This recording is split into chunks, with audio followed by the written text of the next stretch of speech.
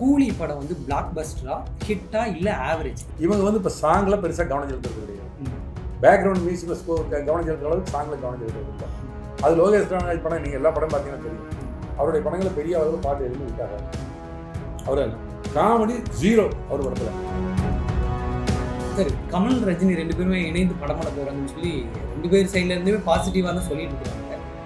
அது சாத்தியமா? இல்லை, அது கண்டிப்பாக ஓப்பனிங் ஒரு மிகப்பெரிய ஓப்பனிங் இருக்குமே, கண்டிப்பாக இருக்கும். அவர் ரஜினி சார் சொல்லியிருக்காரு, ரெட் ஹேண்ட் தான் அந்த படம் தயார் பண்ணுறாங்க, பெரிய படம், இன்னும் நான் கதை மட்டும் முடிப்பாகல அப்படின்னு சொல்லி அவரே சொல்லியிருக்காரு. நான் அவனுடைய முழு ஹிஸ்ட்ரி எனக்கு தெரியல. சரி, ரெண்டு பேரும் சேர்ந்து படம் பண்ணாலும் நிச்சயமாக ஒரு பெரிய மாஸ் படம் மாட்டாரு. வார 8 படம் 10 படம் வருது. இதில் சும்மா பேருக்கு படங்கள் ரிலீஸ் பண்ணிட்டு இருக்க வேண்டியது, பேருக்கு படங்கள் பூஜை போட வேண்டியது. எந்த விதமான வியாபாரம் கிடையாது. அவங்க போட்ட மொத்த முதலீடும் 100% முதலீடு அப்படியே காலி. எந்த தொழிலும் இப்போ போட்ட பணத்தில் 100% போகவே போகாது. ஏதாவது கொஞ்சம் மிச்சமாகும். இப்போ லாஸ் வந்து ஒரு 50% லாஸ் ஆகுது, 60%. இதுதான் 100% லாஸ் ஆகிற தொழில். இதுதான் ரஜினி, கமல், விஜய், அஜித், சூர்யா, கார்த்தி, விக்ரம், இவங்க எல்லாருமே இவங்களுடைய கதை கேட்டு தான் படம் நடிக்கிறாங்க. ஒரு ஹீரோ கூட 50% ஹிட் படம் கொடுக்கல. 10 படம் நடிச்சாங்கன்னா ஒரே ஒரு படம் ஹிட் ஆகுது, 2 படம் ஹிட் ஆகுது, 8 படம் ஃபெயிலியர் ஆகுது. அப்புறம் இவங்க என்ன கதை கேட்டாங்க? அது டைரக்டருக்கு வேறு வழி இல்லை. இந்த ஹீரோவை நம்ம பகிச்சிட்டோம்னா அடுத்த படம் நம்மளுக்கு டேட் கொடுக்க மாட்டாரு அப்படின்னு இவங்க எழுத்துக்கெல்லாம் அவங்க ஆடுறாங்க. ஹீரோக்களுடைய தலையீடுகள் சினிமாவில் மிக மிக அதிகமாயிடுச்சு.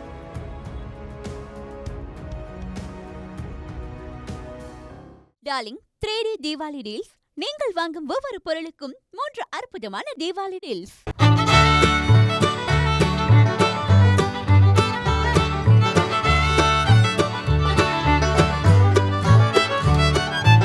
செப்டம்பர் 1ஆம் தேதியிலிருந்து எனக்கு தெரிஞ்ச ஒரு 30 படம் வந்திருக்கும். வார 8 படம் 10 படம் வருது. ரிலீஸ் ஆகிறது சொல்றீங்க? ரிலீஸ் ஆகிறது. வார 8 படம் 10 படம் வருது. நீங்கள் ஒரு ஜேர்னலிஸ்ட், இந்த 30 படத்தில் ஒரு 10 படத்து பேர் மட்டும் நீங்கள் சொல்லுங்க பார்க்கலாம். லிஸ்ட் அவுட் பண்ண முடியல. ஏன்? அப்படி நிற்கிறது இல்லை, கடந்து போயிடுது. கடந்து போகிறது இல்லை. நீங்கள் அதை பற்றி நினைக்கிறதே கிடையாது. அந்த படத்தை நீங்கள் ஒரு ஜேர்னலிஸ்ட்டு, சினிமா சம்மந்தப்பட்ட ஜேர்னலிஸ்ட்டு, நீங்களே அந்த என்ன படம் கூட ஞாபகம் வச்சுக்கிறது இல்லைன்னு சொன்னால் மக்கள் எப்படி ஞாபகம் வச்சுக்கலாம் அந்த படங்கள்லாம்? இதுக்கெல்லாம் படமா அதெல்லாம்? இதெல்லாம் சும்மா பேருக்கு படங்கள் ரிலீஸ் பண்ணிட்டு இருக்க வேண்டியது, பேருக்கு படங்கள் பூஜை போட வேண்டியது. எந்த விதமான வியாபாரம் கிடையாது. அவங்க போட்ட மொத்த முதலீடும் 100% முதலீடு அப்படியே காலி. ஒரு ரூபா கூட அவங்களுக்கு திரும்பி போகாது. சரிங்க. அப்போ இது என்ன இண்டஸ்ட்ரி? இது எல்லா தொழிலும் இருக்குது. ஒரு மளிகை கடை இருக்குது, ஒரு ஹோட்டல் இருக்குது, ஒரு பனியன் கம்பெனி இருக்குது, ஒரு லாட்ஜிங் ஹவுஸ் இருக்குது, எத்தனையோ தொழில் நடக்குது. இரும்பு வியாபாரம் இருக்குது, கார் வியாபாரம் இருக்குது. எந்த தொழிலும் இப்போ போட்ட பணத்தில் 100% போகவே போகாது. ஏதாவது கொஞ்சம் மிச்சமாகும்.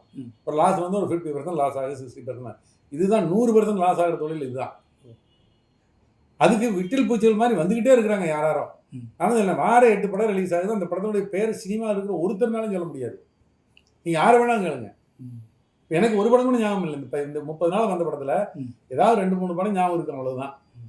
மீது 27 படம் என்ன படம் என்ன ஏற்படுறது யாருக்குமே தெரியாமல் வருது போகுது. இதுதான் ஆரோக்கியமான விஷயம். அது சரி, இப்போ தமிழ் சினிமாவில் டெக்னாலஜி வளர்ந்துருக்குது. ஆனால் நீங்கள் எப்பவுமே தரம் நல்லா இருக்கணும்னு சொல்லுவீங்க. தரம் வளர்ந்துருக்குது இல்லை, இதுதான் பிரச்சனை. என்னடா இவங்க முதல், அதாவது ஒரு பவுண்டிங் ஸ்கிரிப்ட் எழுதிட்டே படத்துக்கு ஷூட்டிங் போகிறது கிடையாது. அப்படியே போனாலும் அதில் 1008 மாறுதல். ஒரு டைரக்டரு ஒழுங்காக ஸ்கிரிப்டால் எழுதி ஷூட்டிங் போனார்னு சொல்லிட்டுனா, அங்கே போனால் ஹீரோ ஒரு ஐடியா சொல்கிறாரு, காமெடின்னு ஒரு ஐடியா சொல்கிறாரு, அவங்க இப்போ ஹீரோடைய ஃப்ரெண்ட் ஒரு ஐடியா சொல்கிறாரு. இப்படி ஆளாள் செஞ்சு அந்த கதையை வந்து என்ன பண்ணுறாங்கன்னு சொல்லிட்டுன்னா கடிச்சு குதறிடுறாங்க. அந்த டைரக்டர் என்ன நினைச்சாரோ அதை அவர் ப்ரெசென்ட் பண்ண முடியறதில்லை. முந்தியெல்லாம் அப்படி கிடையாது. 30-20 வருஷம் 30 வருஷம் முன்னாலாம் பார்த்தீங்கன்னு சொல்லிட்டுனா, ஒரு ஸ்கிரிப்ட் ரெடி ஆகிடுச்சின்னு சொல்லிட்டுனா அந்த ஸ்கிரிப்டில் சின்ன சின்ன சேஞ்ச் பண்ணுவாங்க. இது அப்படி இல்லை, மொத்த ஸ்கிரிப்டுமே சேஞ்ச் பண்ணுற மாதிரி இப்போ இண்டஸ்ட்ரி ஆகி போச்சு. என்னென்னா எல்லாருமே டைரக்டர் ஆகிட்டாங்க. எல்லா ஹீரோவும் டைரக்டர். டைரக்டருக்கு மேலே இவங்களுக்கு தான் தெரியுமா? அது டைரக்டருக்கு வேறு வழி இல்லை. இந்த ஹீரோவை நம்ம பகிச்சிட்டோம்னா அடுத்த படம் நம்மளுக்கு டேட் கொடுக்க மாட்டாரு அப்படின்னு இவங்க எழுத்துழுப்புக்கெல்லாம் அவங்க ஆடுறாங்க. சரி, இந்த டைரக்டருங்க இப்படி ஆடுறாங்கன்னு வைங்க. இப்போ நான் சொல்கிறேன், நீங்கள் இப்போ டாப் 6-7 ஹீரோ வச்சுக்கோங்க. ரஜினி, கமல், விஜய், அஜித், சூர்யா, கார்த்தி, விக்ரம், இவங்க எல்லாருமே இவங்களுடைய கதை கேட்டு தான் படம் நடிக்கிறாங்க இல்லைங்களா? எல்லாம் கதை கேட்டு தான் படம் நடிக்கிறாங்க. சமயத்தில் இந்த 5-6 வருஷமாக இவங்க எல்லாருமே எத்தனை % ஹிட் கொடுத்துருக்காங்க? ஒரு ஹீரோ கூட 50% ஹிட் கூட கொடுக்கல. 10 படம் நடிச்சாங்கன்னா ஒரே ஒரு படம் ஹிட் ஆகுது, 2 படம் ஹிட் ஆகுது. 8 படம் ஃபெயிலியர் ஆகுது. அப்புறம் இவங்க என்ன கதை கேட்டாங்க? இவங்க கதை கேட்டு நடிச்சிருந்தாங்கன்னா இவங்க சொல்றாங்கல்ல, எங்களுக்கு ஸ்டோரி நாலேஜ் இருக்குது, நாங்க தான் கதை கேட்டா தான் நடிப்போம், எங்களுக்கு இந்த கதை பிடிக்கல அந்த கதை பிடிக்கலன்னு எத்தனையோ நல்ல டைரக்டர் போய் காத்தனாலும் பிடிக்காம விரட்டி விட்டுறாங்க. சரி, ஓகே. அப்ப நீங்க கதை கேட்டு நடிக்கிற படத்துல 10ல் 9 சக்சஸ் ஆகணுமா இல்லையா? ஆனா 10ல் ஒரு 8வது சக்சஸ் ஆகணுமா இல்லையா? 10ல் 1 2 தான் சக்சஸ் ஆகுது, 8 படம் ஃபெயிலியர் ஆகுது. என்ன காரணம்? உங்களுக்கு யாருக்கு ஒரு தயாரிப்பாளருக்கு கதை கேட்கறது நாலேஜ் இருக்கும், அவங்க கேட்பாங்க, அவங்க அதுக்கு தகுந்த ஆர்டிஸ்ட்டை போடுவாங்க. நீங்க அப்படி இல்லை, உங்களுக்கு தகுந்த கதையை தேடுறீங்க. கதைக்கு நீ தகுந்த மாதிரி நீங்க நடிக்கிறது கிடையாது, உங்களுக்கு தகுந்த மாதிரி கதை இருக்கும்னு ஆசைப்படுறீங்க. அப்புறம் எப்படி ஹிட் வரும்? ஸோ தரம் அந்த இல்லைங்கிறீங்க. தரம் இல்லைங்கன்னா தரம் இல்லை, நீங்க கதையை போட்டு காலி பண்ணிடுறீங்க. தயாரிப்பாளர் வந்து என்ன பண்ணீங்க போட்டீங்கன்னா, கதை கேட்கிறாருன்னா அதுக்கப்புறம் அவர் படம் முதல்ல கதை கேட்கிறாரு தயாரிப்பாளர், படம் முடிஞ்சு பார்க்கும்போது அவர் கேட்ட கதைக்கு படத்துக்கு சம்மந்தம் இருக்கிறது இல்லை. இதான் இன்னைக்கு இருக்க தமிழ் சினிமா நிலைமை. இது நீங்க எந்த தயாரிப்பாளர் வேணாலும் நான் சொல்றேன்னு கேட்டு பாருங்க நேரில். இவங்களுடைய தலையீடுகள் மிக மிக மிக அதிகம். ஹீரோக்களுடைய தலையீடுகள் சினிமாவில் மிக மிக அதிகமாயிடுச்சு. எம்ஜிஆர் இருந்த காலத்தில் வந்து எம்ஜிஆர் வந்து எல்லா நாலேஜும் அவருக்கு இருந்தது. அப்போ கூட கதையில் அவர் கை வைக்க மாட்டார், பாட்டு கேட்பாரு, மற்ற இது பண்ணுவார். ஒழிய கதையை பற்றி டைரக்டர் இருக்கிற மாதிரி எடுப்பார், அவர் பண்ணுவார். சிவாஜி கணேசன் அது கூட கிடையாது, டைரக்டர் என்ன சொல்லாரோ அவர் பண்ணிட்டு போயிடுவார். அந்த மாதிரி என்னன்னா அவர் டைரக்டர் என்ன விரும்புகிறாரோ அதை செய்யக்கூடிய ஹீரோ ஆர்டிஸ்டாக இருந்தார். அவங்கெல்லாம் எடுத்து பாருங்க, 10 படம் எடுத்தாங்கன்னா 8 படம் ஹிட் ஆகும் அவங்களுக்குலாம்.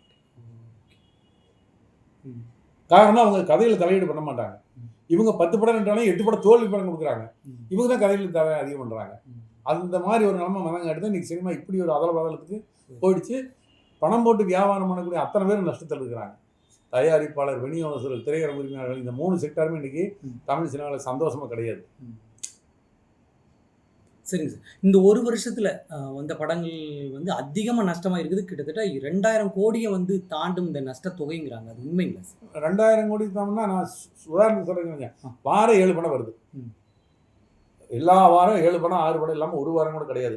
இதுலேருந்து இன்னைக்கு செப்டம்பர் 9 மாதம் ஆச்சு, 9 நாள் 36 மாதம் ஆச்சு, சாரி 36 வாரம் ஆச்சு.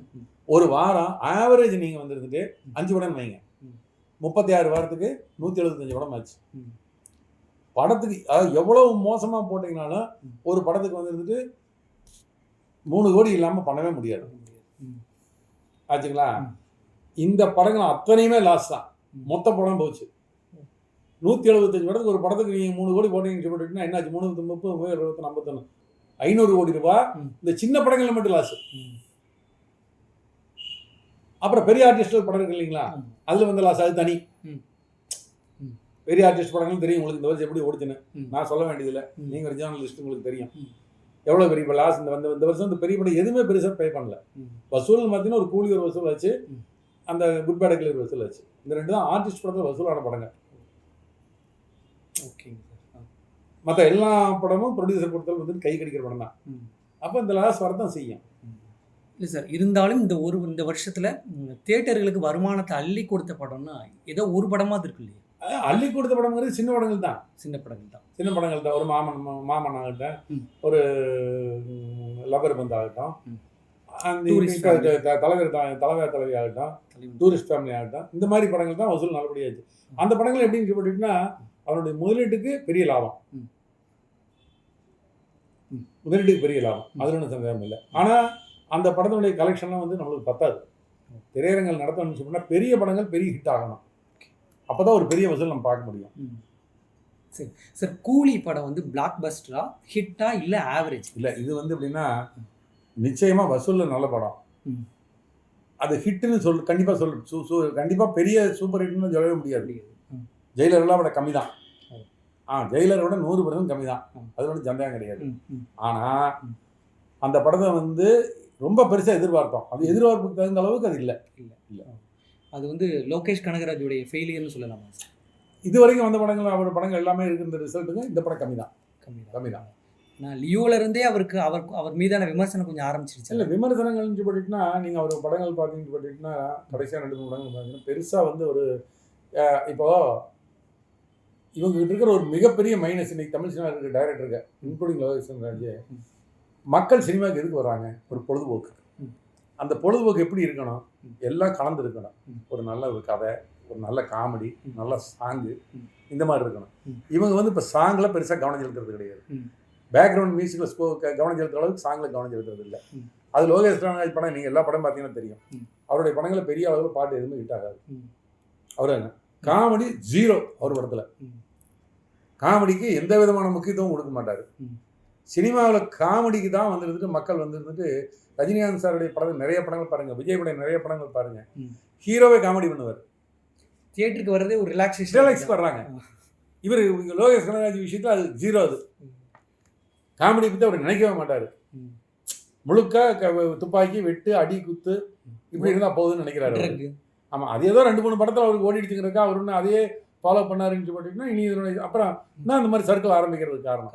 ஓகேங்க, சரிங்க சார். சார், இப்போது இன்னைய தேதிக்கு வந்து ப்ராமிசிங் ஹீரோ யார் சார் தமிழ் சினிமாவில்? எல்லா தரப்புக்கும் நஷ்டம் இல்லாமல் ஒரு லாபத்துக்கு கொடுக்கக்கூடிய ஹீரோ எந்த காலத்துலையும் அப்படி ஒரு ஹீரோ கிடையாது. எந்த காலத்துலையும் நஷ்டம் இல்லாமல் படம் கொடுத்துட்டு இருக்கிற ஹீரோங்கிறதே சினிமா ஆரம்பிச்ச காலத்துல இன்னைக்கு வரைக்கும் கிடையாது. ஃப்ளக்சுவேஷன் தான் இருக்கும். 2 படம் ஓடும், 1 படம் ஓடாது. அதுங்களா அப்படி தான் போயிட்டு இருக்கோம். கண்டிப்பாக ஷூர் ஷாட் இந்த ஹீரோ வச்ச படம் பண்ணால் நஷ்டமே கிடையாது. அதில் வந்து அதிகபட்சமான இவங்களை வச்சு படம் நஷ்டம் ஆகாது அப்படிங்கிற மாதிரி கமர்ஷியல் ஹிட்டாக கொடுத்துட்டு இருந்தவர் ரஜினி. அது எப்படின்னா 2005க்கு முன்னால் கொடுத்துட்டு இருந்தார். அதுக்கப்புறம் அவர் படங்களுமே நிறைய படங்கள் சறுக்கிடுச்சு. ஓகே, சரிங்க சார். சரி, கமல் ரஜினி 2 பேருமே இணைந்து படம் பண்ண போகிறாங்கன்னு சொல்லி 2 பேர் சைட்லேருந்துமே பாசிட்டிவாக தான் சொல்லிட்டு இருக்கிறாங்க. அது சாத்தியமா? அதோட பட்ஜெட் எப்படி இருக்கும்? அது வந்து ஒரு தியேட்டர் வரைக்குமே வந்து கண்டிப்பாக லாபம் பார்க்கலாம் அப்படிங்கிற மாதிரியான சூழல் தான் இப்போ இருக்குதா? இல்லை, அது கண்டிப்பாக ஓப்பனிங் மிகப்பெரிய ஓப்பனிங் இருக்குமே, கண்டிப்பாக இருக்கும். அவர் ரஜினி சார் சொல்லியிருக்காரு, ரெட் ஜெயிண்ட் தான் அந்த படம் தயார் பண்ணுறாங்க, பெரிய படம், இன்னும் நான் கதை மட்டும் முடிப்பாகல அப்படின்னு சொல்லி அவரே சொல்லியிருக்காரு. நான் அதனுடைய முழு ஹிஸ்ட்ரி எனக்கு தெரியல. சரிங்க, 2 பேரும் சேர்ந்து படம் பண்ணாலும் நிச்சயமாக அது பெரிய மாஸ் படமாக தான் இருக்கும். சார், ரஜினி கமல் 2 பேருக்கு அடுத்த ஐகான்ஸ் அப்படின்னா விஜய் அஜித் தான். ஆமாம். இப்போ அவங்களுக்கு கடைசியாக வந்த அந்த கோட் GBU 2மே வந்து வசூல் தந்த படங்கள் தானே, ஹிட் தானே? வசூல் தான் 2மே. அதில் எது அதிகமான வசூல்னு சொல்ல முடியுமா? அது வந்து ப்ரொடியூசருக்கு மட்டும் தான் தெரியும். அதாவது நான் எங்ககிட்ட வந்து எப்படின்னா என்னுடைய தியேட்டர் டேட்டா தான் என்கிட்ட இருக்கும். ஓகே, இல்லை நான் நடத்துகிற தியேட்டர் டேட்டா இருக்கும். சரி, தமிழ்நாடு பூரா இருக்கிற தியேட்டருடைய டேட்டாலாம் எனக்கு கிடையாது. அது வந்து தயாரிப்பாளர் இல்லை அந்த படத்துடைய விநியோகத்தில் அவங்களுக்கு தான் தெரியும். நம்ம வந்து தெரியாத ஒன்றை பற்றி நம்ம வந்து கமெண்ட் அடிக்கிறங்கிறது நியாயம் இல்லை. நம்ம ஓவரால் சொல்லுவோம், சரிங்க, இது நல்லா போச்சு, இது நல்லா அப்படி தான் சொல்ல முடியுமா? இல்லை நம்ம தியேட்டர் ஓடுனதுக்கு நம்ம சொல்லுவோம், சரிங்க, அதை வச்சு தான் சொல்ல முடியுமோ இல்லையா? என்ன வசூல் பண்ணிச்சு, இது அதிக வசூலா அது அதிக வசூலா அப்படிங்கிறதெல்லாம் உண்மையிலேயே எனக்கு தெரியாது. சார், இப்போது தமிழ் சினிமாவில் வந்து அடுத்த சூப்பர் ஸ்டார் யார் அப்படிங்கிறது வந்து கொஞ்ச நாளாகவே ரொம்ப சென்சிட்டிவாகவே போயிட்டுருக்குது. அதை வச்சு அது அரசியலில் பாதிப்பு உருவாக்குற அளவுக்கு போயிட்டுருக்குது. வசூல் ரீதியாக நீங்கள் சொல்லுங்கள், நீண்ட காலமாக சினிமா துறையை பார்க்குறீங்க, ரஜினிக்கு அடுத்த பொசிஷனில் யார் சார் வருவாங்க? ரஜினிக்கு அடுத்து விஜய் தான் இருந்தார் இது வரைக்கும். இப்போவும் இருக்கிறார். அதான் இப்போ இது வரைக்கும் எனக்கு இது என்ன ஒரு சினிமா வெளியில் போகல இல்லை, இன்னைக்கு வரைக்கும் அவர் தான் இருந்துட்டு. இதுதான் அவரோட கடைசி படங்கிறாரு ஜனநாயகன். அது வந்து நான் தான் சொல்றேன், அவர் அறிவிச்சிருக்காரு. சரி, அது அப்படி கடைசி படமாகவும் இருக்கலாம், மீண்டும் அவர் வரலாம். அது என்னங்கிற அவருக்கு மாத்திரம் தான் தெரியும், நம்மள அதில் யோசிச்சு சொல்ல முடியாது. அதுங்களா இப்போ அதுக்கு அடுத்தபடியாக விஜய்க்கு அடுத்தபடியாக இன்னைக்கு பார்த்தீங்கன்னா மற்ற ஹீரோக்களில் ஓப்பனிங் இருக்கிற ஹீரோன்னு போட்டிங்கன்னா கண்டிப்பாக சிவகார்த்திகேயன் சொல்லலாம். அதே மாதிரி தான் இவங்க எல்லாருமே ஒரே பெரிய கேட்டகரி வித்தியாசம் கிடையாது. சிவகார்த்திகேயன், தனுஷ், சிம்பு, சூர்யா, விக்ரம், கார்த்தி, இவங்க எல்லாம் பெரிய கேட்டகரி வித்தியாசம் ஒன்றும் கிடையாது. ஒரு 10% முன்ன பின்ன இருப்பாங்க எல்லாருமே, அவ்வளோதான். சரிங்க சார். சிவகார்த்தி இவ்வளோ பெரிய பொசிஷனுக்கு போனதுக்கு காரணம் அந்த அமரன் படம். ஆனால் அது வந்து ஒரு ஹீரோவோடைய வெற்றி கிடையாது அந்த படம். அந்த இடத்துல யார் ஹீரோ போட்டு தானே போயிருக்கும். இது சிவகார்த்திக்கு இந்த கிரெடிட் போக வேண்டியது இல்லைன்றாங்க. ஆனால் அதுக்கு அடுத்து வந்த மதராசி அவருக்கு பெருசாக கை கொடுக்கலைங்க. இல்லை, மதராசி மட்டும் இல்லை, சிவகார்த்திகேயன் நீங்கள் படங்கள் ஹிட் படங்கள் எல்லாமே பாருங்கள், கண்டிப்பாக அந்த படங்கள் வந்து பார்த்தீங்கன்னா பயங்கரமாக காமெடி இருக்கும். அவருடைய ஆரம்பகால படங்கள் எல்லாம் எடுத்து பாருங்க. ஒரு வருத்தப்படாத ஒரு அந்த நம்ம இவருடைய எழில் டைரக்ஷன் ஒரு படம் வந்தது, மரங்கொத்தி பறவை. மரங்கொத்தி பறவை ஆகட்டும், வருத்தப்படாத ஆகட்டும், ரஜினி முருகன் ஆகட்டும், ஒரு டாக்டர் ஆகட்டும், நீங்கள் அவருடைய ஹிட் படம் அத்தனையுமே காமெடி தூக்கலாக இருக்கும். இப்போ என்ன பண்ணாரா, அவரே ட்ராக் மாதிரி இப்போ நான் சொன்னேன் பார்த்தீங்களா, எந்த காமெடியெல்லாம் ஒன்றுமே இல்லாமல் இப்போ அதாவது அமரனபுரத்தில் வந்து ஹிட் ஆனதுக்கு நீங்கள் சொல்கிறது தான், அது ஸ்கிரிப்ட் தான் காரணம். அதில் காமெடி இல்லையேன்னு மட்டும் சொல்ல வேண்டிய அவசியம் ஒன்று கிடையாது. ஏன்னா அது ஒரு பயோபிக் படாது, அதில் காமெடி கொண்டே உள்ளே பூத்த முடியாது. ஆனால் இப்போ மதராசிகள்லாம் பார்த்தீங்கன்னா ட்ரை காமெடியாக கிடையாது. சிவகார்த்திகேயன் படத்தில் வர்றவங்க என்ன பண்ணுறாங்க, ஒரு ஜாலியாக ஒரு 4 சாங் இருக்கும், காமெடி இருக்கும் அப்படின்னு தான் வர்றாங்க. இவர் இந்த மாதிரி இவர் நினச்சிக்கிட்டாரு இப்போ வந்து இல்லை இந்த மாதிரி அறுவாள் விற்று கொடுத்தா மற்ற ஹீரோக்கள் பண்ணுறாங்க, நம்மளும் இப்படி பண்ணலான்னு பண்ணாருன்னா இவர் அந்த சொல்கிறேன் பார்த்தீங்களா, விஜய்க்கு அடுத்த பொசிஷன் வந்துட்டார் அப்படின்னு சொல்லி அந்த பொசிஷன் விட்டு கீழே இறங்க வேண்டியதான். ஓகே. சரி, நீங்கள் சினிமாவுடைய தரம் நல்ல தரமான கதையோட சினிமா வரணும் அப்படின்னு சொல்லியிருந்தீங்க. ஆனால் நீங்கள் தான் வந்து மதகஜராஜாவுக்கு உயிர் கொடுத்தீங்க சார். ஆமாம். ஏன் சார் அதை பண்ணீங்க? ஏன்னா அது சிரிப்புன்னு ஓரளவு இருந்தாலும் ஒரு 15 நிமிஷம் தான் சார் அந்த படத்தில் வந்து ஒரு ஃப்ரெஷ்னஸ் இருந்துச்சு.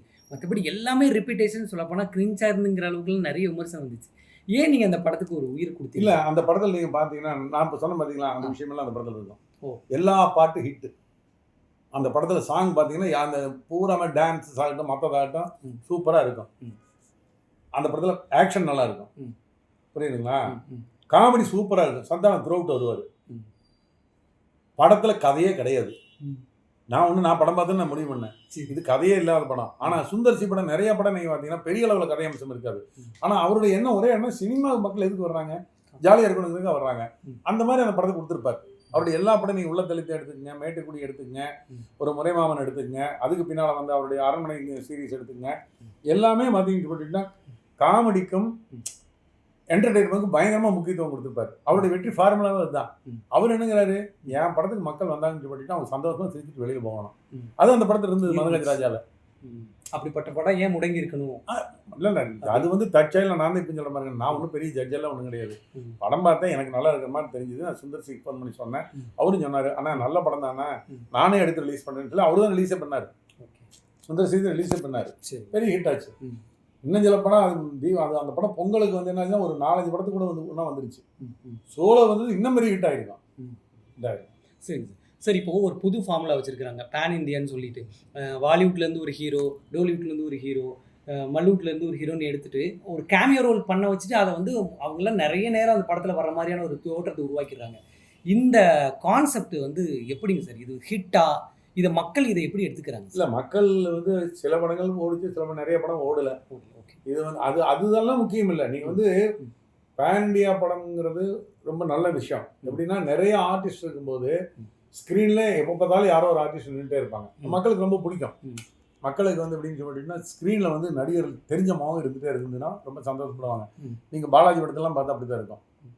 நீங்கள் தேவர் ஃபிலிம்ஸ் படத்தில் அப்படி தான் இருந்துட்டு இருக்கோம். ஒரு டி ராமநாயுடு படத்தில் அப்படி தான் இருந்துருக்கு. ஏவிஎம் படத்தில் அப்படி தான் இருக்கும். எல்லாமே நோன் பேஸ் தான் போடுவாங்க படத்தில்.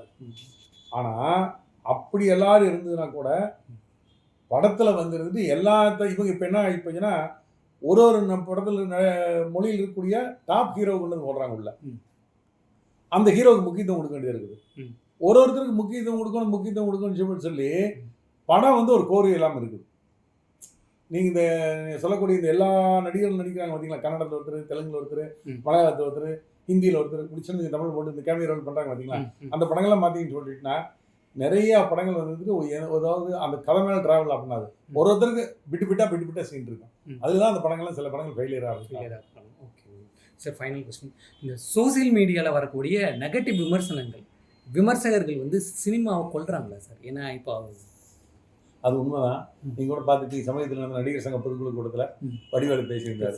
இந்த மாதிரி இருக்காங்க. அவர்லாம் உண்மையிலே அவரோட மனசுக்கு ஆழங்கத்தை தான் சொல்கிறாரு. அது வந்து நம்ம வந்து அவர் வந்து உண்மையிலே வந்து அந்த மாதிரி ஒரு பொது வெளியில் வந்து ஒரு பெரிய காமெடி நடிகர் பேசுறது நான் ரொம்ப சந்தோஷப்பட்டேன். நடிகர்கள் எல்லாருமே பேசணும், அவர் மட்டும் பேசினா பத்தாது, எல்லாருமே நீங்கள் பேசணும். நான் அதில் விமர்சனம் வேண்டாம்னு நாத்திரம் தான் சொல்லியிருந்தாரு. விமர்சனம் வேணாம்னு நாங்கள் யாருமே இண்டஸ்ட்ரிக்கு நாங்கள் யாரும் என்றைக்கும் சொன்னது கிடையாது. தனி மனித தாக்குதல் பண்ணாதீங்க. அதே மாதிரி ஒரு படம் பிடிக்கலன்னு பண்ணால் அந்த படத்தை வந்து நீங்கள் வந்து ரொம்ப கேவலமாக விமர்சிக்கிறீங்க. அப்படி விமர்சிக்காதீங்க, ஒரு தரத்தோடு விமர்சிங்க. அதே கிடையாது. ஆனால் இவங்க செய்ய போகிறது கிடையாது. என்ன இன்னைக்கு மீடியா தெரியிடுச்சு நிறைய. அவங்க என்ன பண்ணுறாங்கன்னா வியூவர்ஸ் கிடைக்கணுங்கிறதுக்காக, அதாவது நீங்கள் அந்த நிறைய வீடியோ ஹெட்டிங் பார்த்தீங்கன்னாவே அந்த ஹெட்டிங்க்கும் உள்ள இருக்கிற விஷயத்துக்கு சம்மந்தமே இருக்காது. இருக்கு இந்த மாதிரிலாம் போட்டு வியூஸ் அதிகப்படுத்தணும்னு நினைக்கிறாங்க. இதெல்லாம் வந்து தனி ஒரு மனிதன் இப்போ நானோ இல்லை ஒரு வடிவேலோ இல்லை ஒரு நடிகர் சங்கமோ சங்கம் எல்லா சங்கம் உட்காந்து முதல்ல இந்த மாதிரி தரம் தாழ்ந்து விமர்சனம் பண்ணுற யாரையும் சினிமா சம்மந்தப்பட்ட எந்த நிகழ்ச்சிக்கு அழைக்கக்கூடாது. அதை முதல்ல இவங்க செஞ்சாங்கன்னா இவங்க அதையும் செய்ய மாட்டேங்கிறாங்க. ஒரு நடிகர் சங்கத்தையோ தயாரிப்பாளர் சங்கத்தையோ என்ன பண்ணணும், படத்தை விமர்சனம் பண்ணுறவங்களை பற்றி ஒன்றும் தப்பே கிடையாது. மகராஜெலாம் விமர்சனம் பண்ணுறோம். தரம் தாழ்ந்து விமர்சனம் யாரையும் நீங்கள் எந்த ஒரு ஃபங்க்ஷன் உள்ளே விடாதீங்க, அவங்கள அவாய்டு பண்ணுங்கள். அதை பண்ண ஆரம்பிச்சிங்கனாவே உங்களுடைய கொஞ்சம் தரம் மாறும். இது என்னுடைய கருத்து. இதெல்லாம் தாண்டி தான் சினிமா போகணும். ஓடிட்டு இருக்கு, அந்த மாதிரி ஓடிட்டு இருக்கு. ஆனா தியேட்டர்களில் இதுக்கு இடம் கொடுக்குறீங்களா சார்? அதாவது இப்போல்லாம் இன்டர்வல் பிளாக்லேயே வந்து ஃபர்ஸ்ட் ஹாஃப் எப்படி அப்படின்னு சொல்லி விமர்சனம் இல்லை, அவங்க படம் பார்க்குறது டிக்கெட் வாங்கிட்டு வந்து படம் பார்க்குறாங்க. ஆமாம் ஆமாம். பார்த்து போட்டு அவங்க நம்ம ஒன்றும் விமர்சனம் பண்ண முடியாதுன்னு சொல்ல முடியாது இல்லைங்களா? சரி sir. Darling 3D Deepavali deals. நீங்கள் வாங்கும் ஒவ்வொரு பொருளுக்கும் 3 அற்புதமான தீபாவளி டீல்ஸ்.